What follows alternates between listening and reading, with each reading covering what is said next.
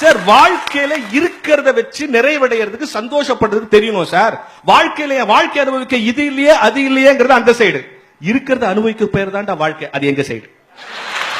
மின்னல் வெளிச்சத்தை பார்க்க முடியலன்னு வருத்தப்படாத, குறைஞ்சபட்சம் ஜன்னல் வெளிச்சமாவது நம்ம வீட்டுக்குள்ள வருதுன்னு சந்தோஷப்படு.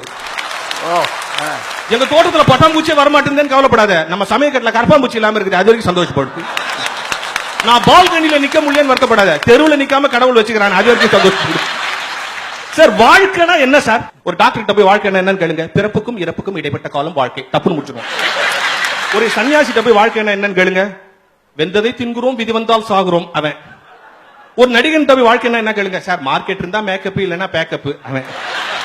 ஒரு அரசியல்வாதி கிட்ட போய் வாழ்க்கை என்னன்னு கேளுங்க, முதல்ல எலெக்ஷன் அப்புறம் கலெக்ஷன் அவன். என்ன மாதிரி டீச்சர் போய் கேளுங்க வாழ்க்கைனா என்னன்னு, டிஓ வந்தா திண்டாட்டம், டிஏஆர்னா கொண்டாட்டம் நம்ம. அப்போ வாழ்க்கைனா உண்மையிலே என்ன, எங்கேயோ இருக்கிறத தேடி போறது வாழ்க்கை இல்ல சார். அன்றாடம் வாழ்க்கையில் சின்ன சின்ன அனுபவங்கள் வருகிறதே, அந்த அனுபவங்களை ஏற்றுக்கொண்டு வாழ்க்கையை நகர்த்தி கொண்டு போவதுதான் வாழ்க்கை. எல்லாரும் சொல்றாங்க நாங்க எதுக்காக ஓடுறோம், குடும்பத்துக்காக ஓடுறோம், பிள்ளைங்களுக்காக ஓடுறோம் சொல்லுவோம். குடும்பத்துக்காக ஓடுகிறேன் என்று சொல்லவர்கள் மறந்து விடாதீர்கள், நீங்கள் அந்த அவசரத்தில் குடும்பத்தை விட்டு ஓடிக்கொண்டிருக்கிறீர்கள் என்பதை மறந்து விடாதீர்கள்.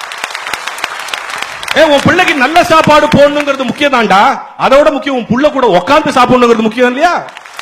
நாளைக்கு உன் பிள்ளைக்கு வாங்குகிற சிம்மாசனம் இருக்கட்டும், இன்றைக்கு உன் பிள்ளை தொட்டிலை ஆட்டுவதற்கு நீ தேவை என்பதை மறந்து விடாது. சில பேர் ஓடிட்டு தான் எதுக்கு இவ்வளவு தூரம் ஓடி வந்தோம் நினைக்கிறான். நிறைய பேருக்கு தொடங்கிட்டு சில பேர் முடிக்க முடியாம இருக்கிறான்.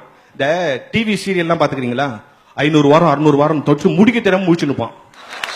ஒரு ப்ரொடியூசர் கேட்கறேன் என்ன சீரியல் முடியலையானா, அது ஆமா சார் முடிக்கணும், எங்க தொடங்கணும் எப்படி தொடங்கணும் தெரியல, எப்படி முடிக்கிறதுன்னு தெரியலன்னா.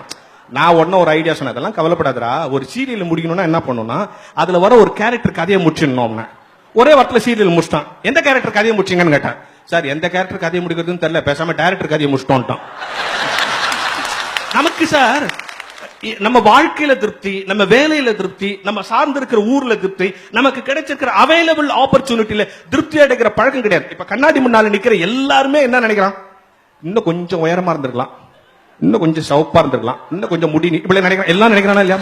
கடவுளுக்கே கரெக்ஷன் சொல்றான், இப்படி இருந்துக்கலாம் இப்படி இருந்துக்கலாம் இப்படி இருந்துக்கலாம், இப்படிதான் இருந்துட்டோமே அதுக்கப்புறம் இப்படி இருந்துக்கலாம். ஒரு சுவாரஸ்யமான செய்தி சொல்லவா, மனிதன் என்று சொல்கிறார்கள். இப்ப கீழே பாதம்ன்றான், நான் ஒரு அடி எடுத்து வச்சா மலையினுடைய அடிவாரத்தை அடின்றோம். அப்புறம் அடுத்தது கால், உடம்ப 4 துண்டா போட்டா இது கால் பகுதி, அதனால இது கால். கீழே விழுந்த முதல்ல முட்டுது, இது முட்டி. அப்புறம் இது அரை, உடம்ப பாதியா வெட்டினா இது அரை. இந்த அறையில கட்டுற கயிறுக்கு பேர் தான் அரை நான் கயிறு. அததான் நம்மளால அண்ணா கவரும்ட்டான். இந்த அறையையும் இந்த காலையும் தொடுக்கிற பணியை செய்வதால் இது தொடை. அதுக்கு மேல வயிறு வர்றதெல்லாம் கொஞ்ச நேரம் இங்க இருக்குது, வா இரு, அதனால இது பேர் வயிறு. இது கழுத்து, இந்த உடம்பையும் இந்த தலையும் இழுத்து கட்டி வச்சிருக்கு, கழுத்து. இது முடி, இதுக்கு மேல ஒண்ணும் இல்லை தோட முடி, அதனால இது பேர் முடி. கடவுள் கச்சிதமா தான் நம்மள பச்சுக்கிறான், நாம தான் அவனுக்கே கரெக்ஷன் சொல்லி உட்காந்து. இப்போ எல்லாம் கேட்பாங்க, அதெல்லாம் ரைட்டு, நீங்க சொல்றது ரைட், அப்ப நாங்க முன்னேறக்கூடாதா? நாங்க முன்னேறணும்னு ஆசைப்படுறது தப்பு இல்லையா? நாங்க வாழ்க்கையில் இப்படியே இருக்கணும்ன்றியா, அப்படியே பிறந்த மாதிரி இருக்கணும்ன்றியா, வாழ்க்கையில முன்னேறக்கூடாதான் கேட்பாங்க. முன்னேறணும் தான். பயணப்படுவது வேறு, பதட்டப்படுவது வேறு. ஒன்றை நோக்கி பயணப்படுவது என்பது, அதுக்காக பதட்டப்படுவது என்பது. வாழ்க்கையில என்ன சார், நல்ல வீடு எது, நல்ல வாழ்க்கை எது? கடன், பகை, நோய், இந்த மூன்றும் எவன் வீட்டில் இல்லையோ அது நல்ல வீடு. கடன் வரக்கூடாது என்ன பண்ணணும், நல்லா உழைக்கணும். பகை வரக்கூடாது என்ன பண்ணணும், எல்லாரையும் நேசிக்கணும். நோய் வரக்கூடாது என்ன பண்ணணும், சாப்பிடுறதுக்கு யோசிக்கணும். பதட்டப்படுற அவசரத்துல என்ன ஆயிடுது, நீங்க ஆளா பறக்கிறதுனால உங்களுக்கு கடன் வருகிறது, கடனை அடைக்க முடியாதனால் பகை வருகிறது, ரெண்டுத்தையும் நினைச்சு நோய் வருது. இதெல்லாம் தேவையா?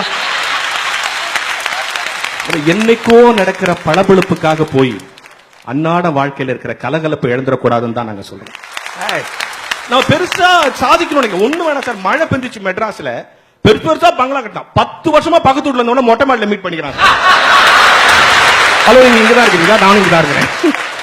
நீ 10 வருஷமா பக்கத்து வீட்டுக்காரனே தெரியாம வாழ்க்கை, என்ன வாழ்க்கை, என்ன பெரிய வாழ்க்கை யோசித்து பாருங்க.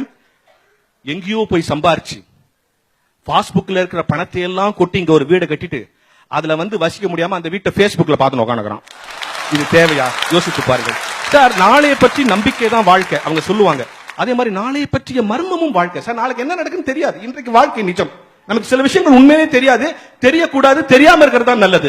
ஏன் மீசை முளைக்கிறது ஆணுக்கு தெரியாது, ஏன் பெண்மை பூக்கிறது பெண்ணுக்கு தெரியாது, ஏன் பற்கள் முளைக்கிறது மடலைக்கு தெரியாது, ஏன் மரணம் அழைக்கிறது முதுமைக்கு தெரியாது, ஏன் மனிதன் அழுகின்றான் கடவுளுக்கு தெரியாது, கடவுள் எங்கு இருக்கின்றான் மனிதனுக்கு தெரியாது, எல்லாமும் எல்லாருக்கும் எப்போதும் தெரியாது, என்றாலும் வாழ்கின்றோம் ஏனென்று தெரியாது.